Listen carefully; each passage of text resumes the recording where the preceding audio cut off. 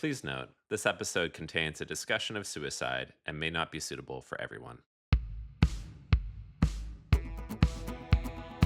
Welcome to Secretly Sporty. I am your host, Sebastian Langdell, and I'm joined here with my co-creator, Austin Rackless. Hey, Austin. Hey, Sebastian. How's it going? It is good. How's your week going? Anything special come up? Yeah, actually, this past weekend, I attended a bridal shower of somebody who I met playing tennis, and almost everyone there I had met through playing tennis. Mm-hmm. And it was really nice. And I think what's funny is when I picked up tennis again about 4 years ago, it genuinely didn't occur to me that I might meet people. like Yeah. I just went I was thinking about the benefits mentally and physically of exercising and moving. But I have met a lot of people and a lot of people that I never would have crossed paths with in other ways and have this whole new community, and that's just been such an unexpected upside to the whole experience, and it really sort of came into focus at this bridal shower this weekend. Nice. I mean, running, which is something I do a lot of, it may be a less social sport or rather a sport that can be as social as you want it to be, if you go out with a running club or whatnot. I've been training for a race recently, and I'm reminded that that is when running gets more social for me because I'm more inspired to kind of ask friends who are runners to go on those longer runs with me. I've never done the distance of running that you've done, but I was a runner for several years, and I did love that sort of communal experience of the race. Yeah. Our guest today, she is a big runner. She wouldn't admit that, but she is. We established in this episode, I think, that she is indeed a runner and a dedicated one at that. Michelle Millar Fisher is curator of contemporary decorative arts at the Museum of Fine Arts in Boston. She ran a secret marathon in Philly. It was something that she was doing for herself as a process of grieving and that she didn't really tell anyone except her husband about. And it kind of started her on the course of being a runner and taking to these races. Her stories were really moving about grief and her response to grief, and it was something that you had in common. And speaking of community, she sort of found you and she reached out to you because of this shared experience. Yeah, I was really touched after I published a piece in the New York Times last summer about turning to the gym while grieving a friend. Michelle was one of the first people who reached out to me, emailed me, and shared her own story. And you found out you had even more shared experiences that you didn't even know about, and you were able to discuss that as well. Yeah, we both got British heritage. My dad is English. I grew up partly in London. She grew up in Scotland. We've got similar musical taste. We've also had our own journeys with IVF, which we talk about in this episode. Yeah, it's a really moving episode, intense at times, but also really fun at the same time, which sounds sort of counterintuitive given the sort of heavy topics. I felt really lucky to get to chat with her. Should we get into it? Let's get into it. Here is Michelle Millar Fisher.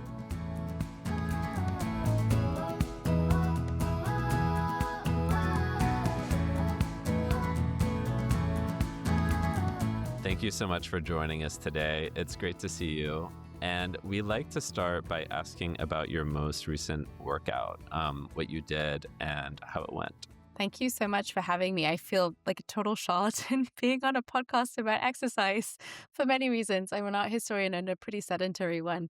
But this morning I worked out. I tried to get in a run most mornings. Some mornings, many mornings, I take my daughter out. She's a year and a half old, and it helps us balance that morning flow. My husband might get breakfast ready, her lunch ready, etc., and I'll take her out in the running stroller.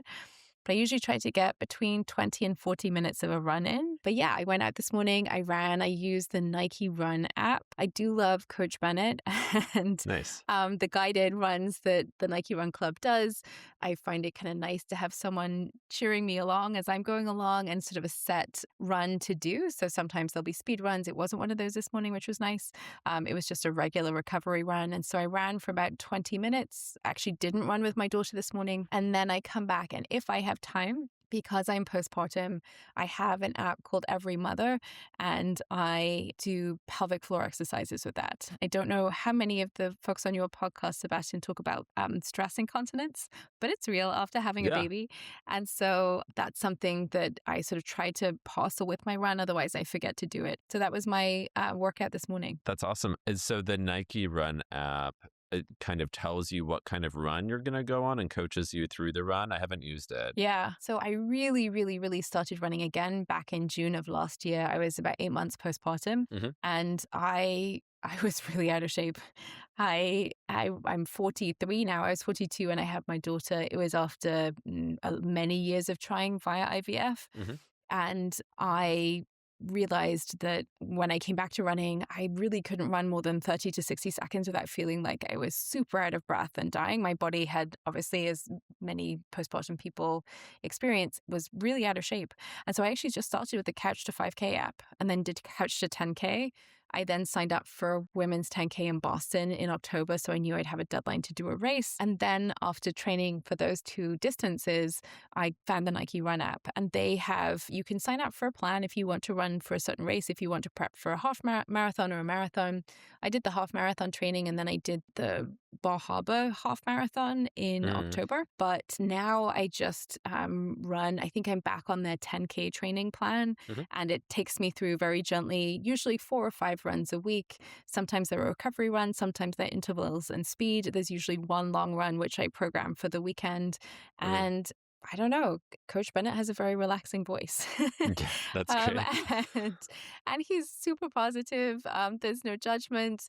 And it's, I think, made for the kind of runner that I am. I'm not chasing a certain mile pace. I'm not chasing a certain performance. I'm chasing a state of mind, which I really Mm. appreciate that he's great at supporting. It's important finding that kind of individual and that voice that's going to cheer you on and accompanying Totally. you. And I think half marathon, that feels like a good goal distance, like a good sane goal distance, at least for me. I loved it. It was really fun. My cousin actually happened to be in Bar Harbor by Mhm. total accident that weekend. She came and watched for part of it. So it was really nice to have an audience. You get a lobster roll at the end, which was Oh, great. that's great. Yeah, it was really fun. It was lovely. That part of Maine is beautiful. It was so scenic.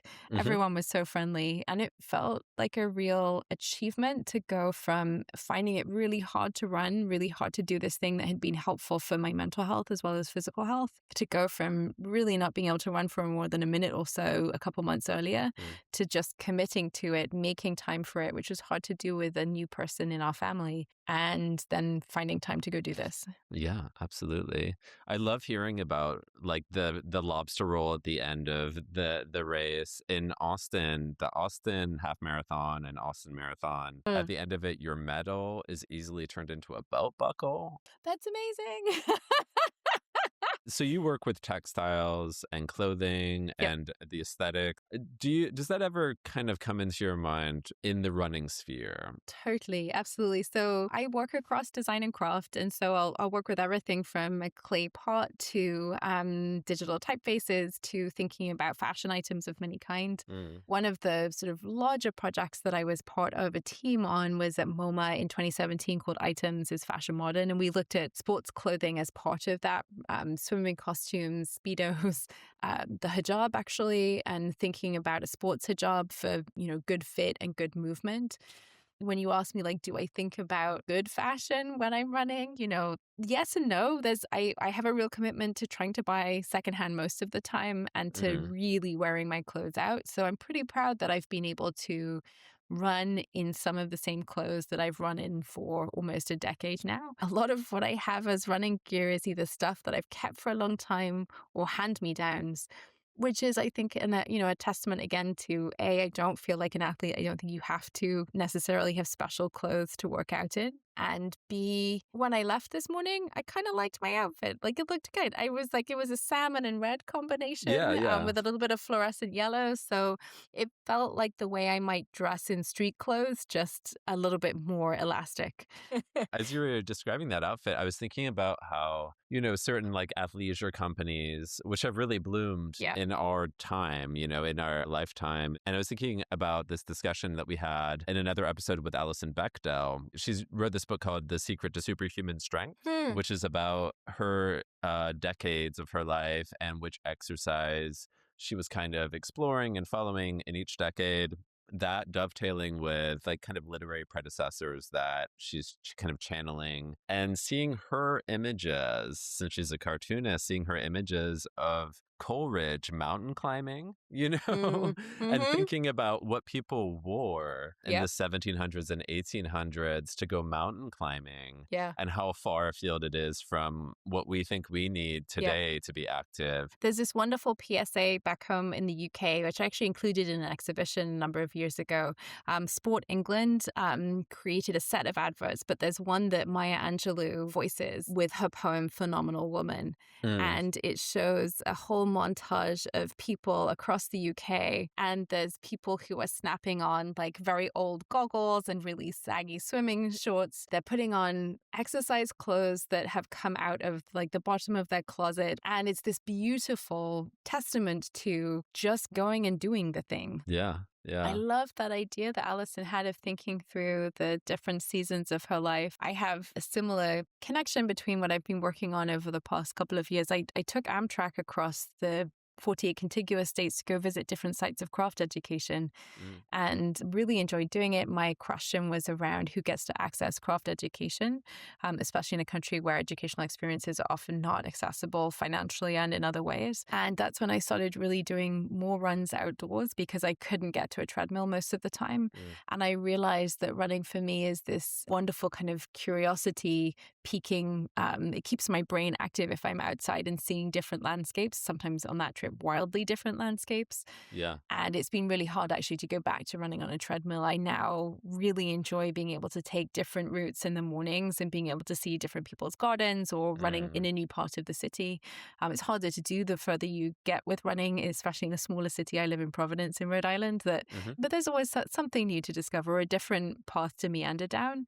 And I think that sense of travel and discovery is something I love in my job. I get to do a lot of, and I indeed made this whole project around. mhm. And that is something that running takes me through as well. Is there an intersection or an interrelation between running and being a curator for you? It definitely puts me into the right headspace to work. I think there's a sense of having clear markers over the length of a project that I really like in running and I really stick to when I'm working. Mm, I'm often creating exhibitions that take many years to evolve from the initial idea to the final moment where somebody walks through the door and sees the end result.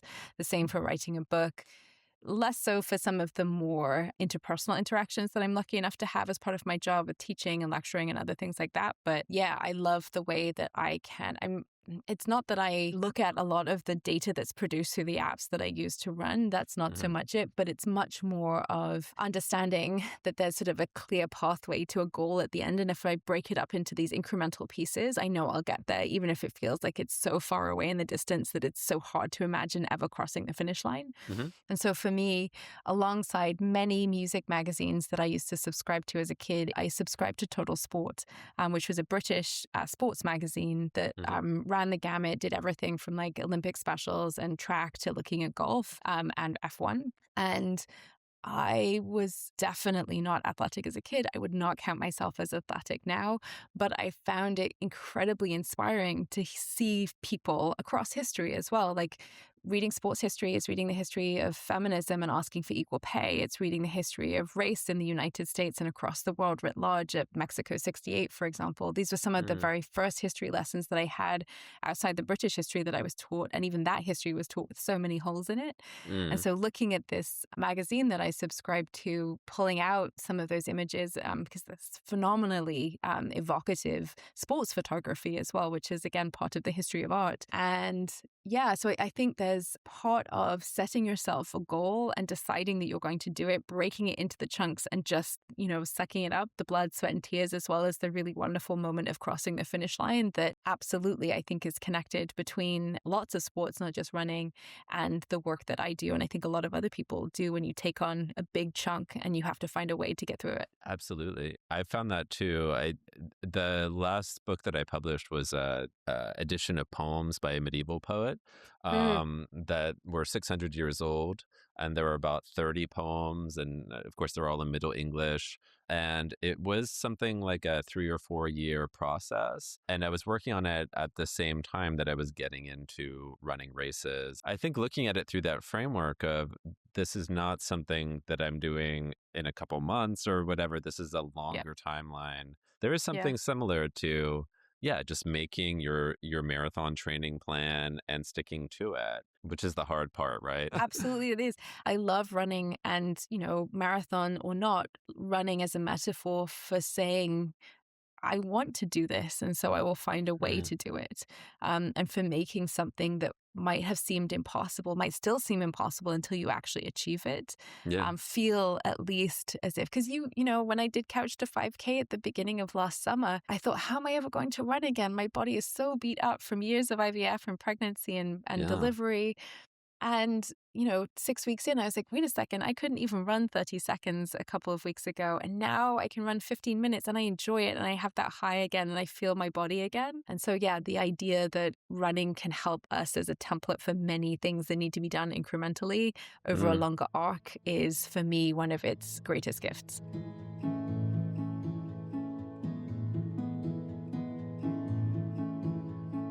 I lived in a really rural part of Scotland growing up in a town called Selkirk, and there was there was not a lot to do, and so I lived and died by both the radio, but also getting subscriptions. So I yeah. had Melody Maker, the NME, Kerrang would come through as well, Q magazine, and I would pull out sheets of, there was still that moment in time where bands and others would advertise their tour dates by having a full page spread, and you pull that sheet out and pin it to your bedroom window or bedroom door. Yeah. And so, yeah, I really remember that moment in time. I loved Belle and Sebastian.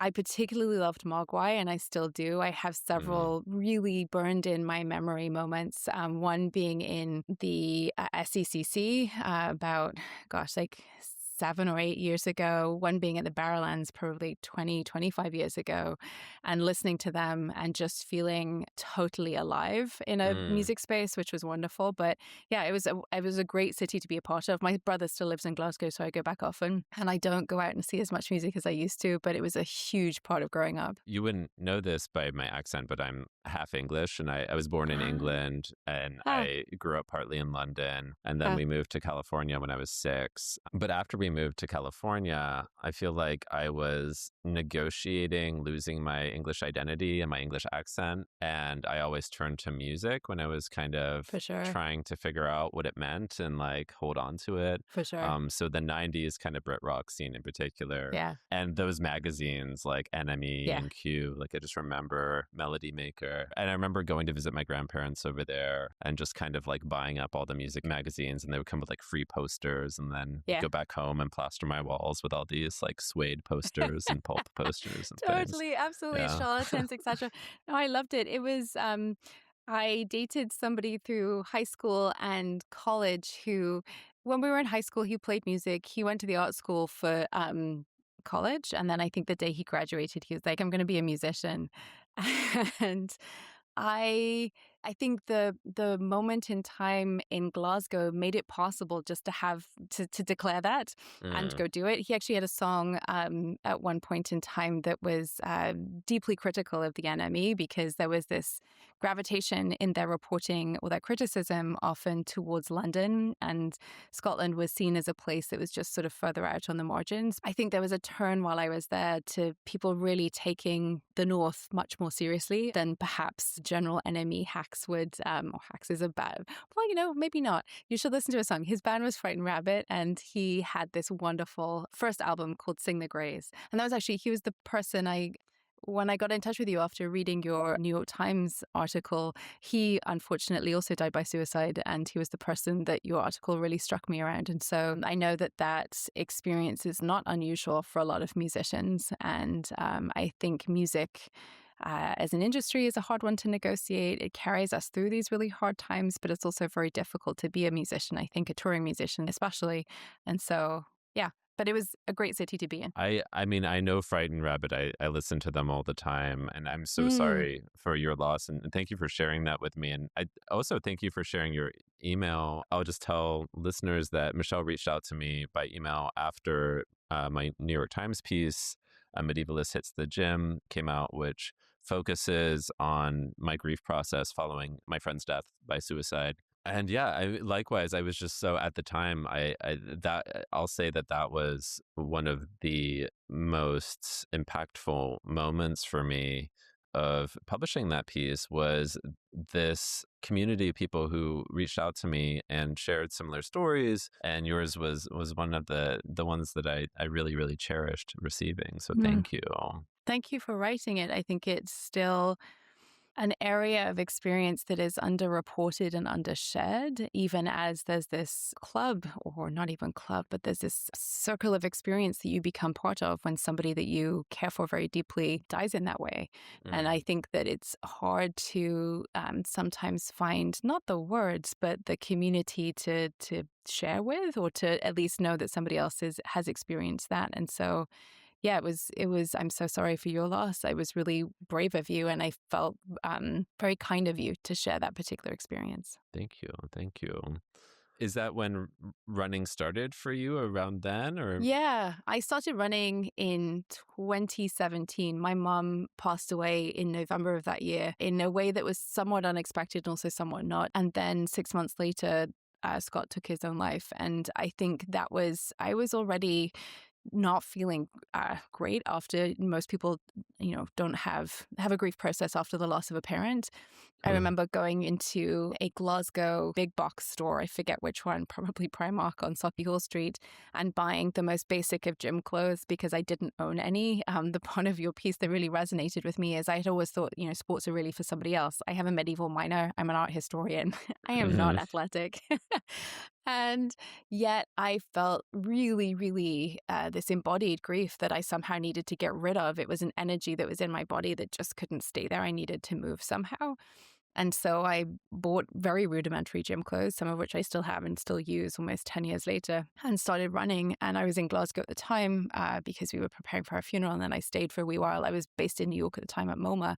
So for about 3 weeks, I was home with my siblings. We buried my mom, and I ran most mornings, and I was terrible at it. And I was also a sight because I would be crying and snotting and just running through the streets of Glasgow.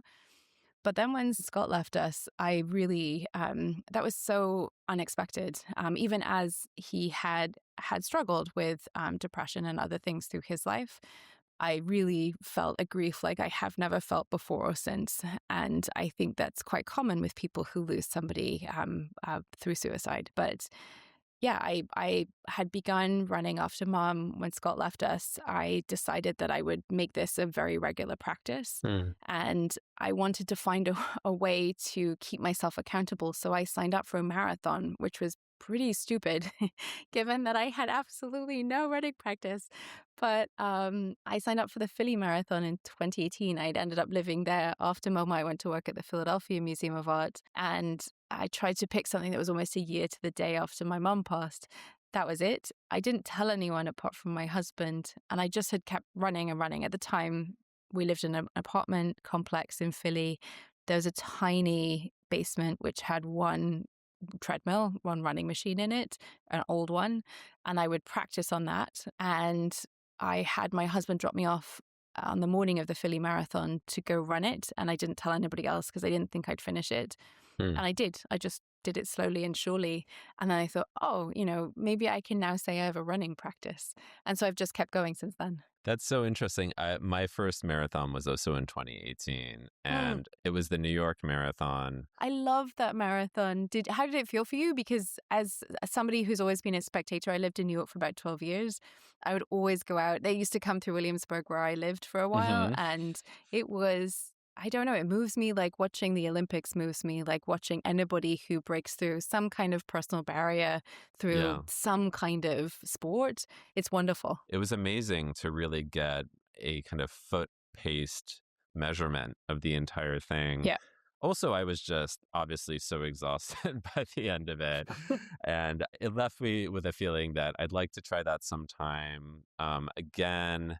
But really, really work on being in like peak condition. Like I didn't really care about nutrition when I was training. I would just get the runs in and I felt like as long as I got the runs in, I had earned my like In-N-Out burger, not thinking about what ideal athletic diet looks like. Yeah, I too had not thought about nutrition. I just wanted to finish. Mhm. And I just thought the best case scenario coming out of that marathon is that I don't stop. I just keep putting one foot in front of another and I get to the end. Yeah. And so I did. I don't even remember what my mile pace was. It was not impressive. I made it to the end before they cleared the course, which was the goal for that. And so Yeah. yeah, after that, I kept running. I've broken for different things over different moments in time, but Mm. when I make time for it, it really changes my mental health, and my physical health is a good bonus from that. But I did not realize how much running would help my mind. Mm. And that was a really, really wonderful thing. First of all, it was for this incredibly deep grief that took some years to shift. And then it just became part of figuring out how to approach the many other things that happen to you in your life and keep an even keel. I went through IVF Mm. to have our child. We went through 7 rounds of it. And in different moments, I did not run as much. You're told, like, don't, make your hormones or endorphins move in certain ways. Mm. Looking back on that, I actually wish I had run more than I did. I became a little afraid of exercise in a way that wasn't so great mentally. But after having my daughter, really needed to again. I had gone back to work when she was 4 months old. I'd maxed out my maternity leave, had really prepared for it. Part of my work is as a historian of design, and I look at the design for the arc of human reproduction. So I Mhm. was somewhat hypothetically well versed. I mean, as much as you can be without actually having a child. And I had prepared for the postpartum moment. What I Mm. hadn't prepared for was going back to work and being so tired and being so unable to do my job in exactly the same way as I had done before. And I became sad. I don't think I got postpartum depression, but around the 6 month mark, I wondered why I felt blue when I woke up on Saturdays. And going back to running was really, really helpful. And so purchasing a $50 running stroller off Facebook Marketplace definitely saved me at that moment. I was writing a piece this morning about a lot of things, but one of the things it's about was the process that my wife and I went through with IVF, having both of our kids. Hmm. Strangely, that piece is also about interpolation. Hmm. And one of the things that I write about is this Avalanches song that interpolates one of David Bierman's last songs. Hmm. And there's an artist named Cassandra Jenkins. Yeah, I know. And my husband's worked with them. Yeah. Okay. I love her music, and she, of course, was in a band with David Berman in Purple Mountains when he passed Yeah. away. She has this song called Hard Drive. I mean, that her whole album, as you likely know, Overview on Phenomenal Nature, is about Yeah. processing that grief. And the song Hard Drive in particular, I would listen to it again and again. For some reason, that song was the song that kind of like communicated to me, stick in there. And also there's Yeah. the possibility of healing. Yeah, no, the idea of finding solace in a particular song that comes back and back and back again, I very much relate to. I write in that way too, actually. I find one song that can help me go, and then Mhm. I can play it 50, 60, 70 times in a session or in a week and move through a particular paragraph or set of pages or whatever I'm working on at the time. So you'll listen to one song on loop. Yeah, and ruin my husband's algorithm because we share an account, but I ruin his algorithm because I'm listening to a lot of, I'm embarrassed. I definitely will not share, Sebastian, some of the things that I'm listening to That's do that. A fine. lot of pop, Yeah. but a lot of other stuff. I go back from time to time to Scott's music too. It Mm. reminds me of moments. Sometimes it's harder to listen to. Some of those songs describe our own relationship. And so none of them are bad memories, Mm. but some of them are more personal ones. But they really are quite joyful. Like I don't know, it takes me back to being in a space like the Barrowlands with a good Scottish band on stage. The Mm. audience, there's nothing quite like it. That's wonderful. One thing that I think about when I think about Cassandra's music is I feel this, especially in that album, a sense of kind of reaching out to strangers and kind of seeing the Yeah. world in a new light. And that's something I really experienced after my friend's suicide, is just kind of this need to kind of connect with strangers all of a sudden. I don't know if that's something that you experienced too. Yeah, I mean, I think in the immediate days after hearing that news, I've never been so paralyzed by anything ever Mm, before. I was truly unable to move, actually. At times, I just felt a depth of grief that really frightened me. I had never, ever, I'm an incredibly sunny personality. yeah. I'm an optimist through and through. And the thing that overwhelmed me in that moment is I wanted to find some way of time travel just to go back. And I think that's something that a lot of people who experience the death of a loved one by suicide feel, that there's often a sense of, I wish I could have changed something. I wish I could have done something. And Mm, that's a false sense in a way. When somebody is not themselves, not well, and you cannot change the path of history in some senses, although you can certainly provide support. There are many ways to support someone, but the idea of trying to be in communion with other people, I definitely relate to. Like, I remember certain moments in time I didn't really want to be alone. I traveled more than I ever have in the year that mm, followed my mom's death and Scott's death.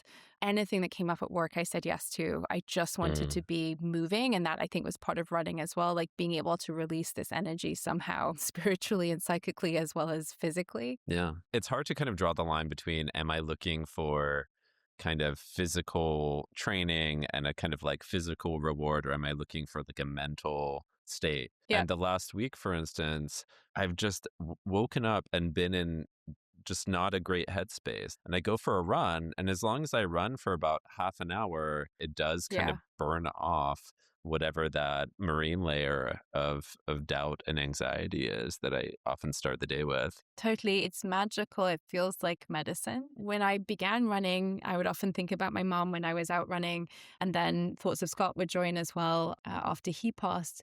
And I often wish that more people could feel empowered to, or be brought closer to this idea that running can be for them too, because I certainly did not, I still don't think of myself as a runner, but the chemical magic that it has done, at least for me, I feel sort of evangelical about. We have a lightning round for you. Okay, great. So our first one is cardio or strength training, Cardio. cottage cheese or Greek yogurt. That's a live question in our house. My husband says I put cottage cheese on everything. Cottage cheese, 100%. Yeah. Of all the questions, I do find that one, people are firm in their answers. Cottage cheese is like Marmite at home. Like, it's like a yes or a no, and like a or a Do you tend to eat or not eat before a workout? Eat. I love eating. Do you prefer to work out first or create first? Workout first. How about sauna or cold plunge? Sauna. 100%. Yeah. Say you could meet your artistic hero or athletic hero. Oh, athletic hero for sure. Oh, really? Okay. Yeah. Does someone come to mind? I always go back to the moment that I saw in Total Sport, the 1968 Olympic podium. Mm, And is it John Collis and Tommy Smith? Watching their protest, it was so powerful as a mm. photograph. And then latterly coming to live in the United States and realizing with greater pointedness every year I've lived here, the history and the experience that they were protesting. It's a great answer. And then finally, run on a path or run on the road? On the road. When I worked at MoMA, I would sometimes bring my running stuff to fit in a run at the end of the day. And Yeah. I loved running through Midtown. At like 9 or 10 p.m., if I was working really late, I'd run before I got on the subway. And running in that environment at that moment of the night was just perfect. Well, thank you so much for joining us and spending this time. I really appreciate it. Thank you for having me. It was so wonderful. And it's somewhat validating, I have to say, Sebastian. Like, maybe now I will call myself a runner. You are a runner. You are a runner.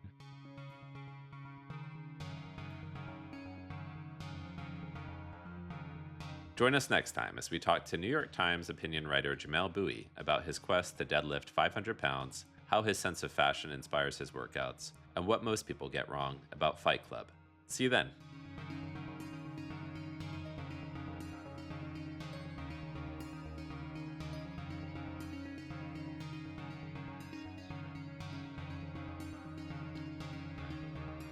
Secretly Sporty was created and is produced by Sebastian Langdale and Austin Rackless. It's hosted by me, Sebastian Langdale, edited by Austin Rackless and Andy Rattinger. Our music is composed by Catherine Joy, cover art by Ben Wiseman, represented by Illustration Division, Inc. This outro song you're listening to right now is Haptic Heart by Pocket Radio, featuring Athena. Special thanks to Liam Billingham.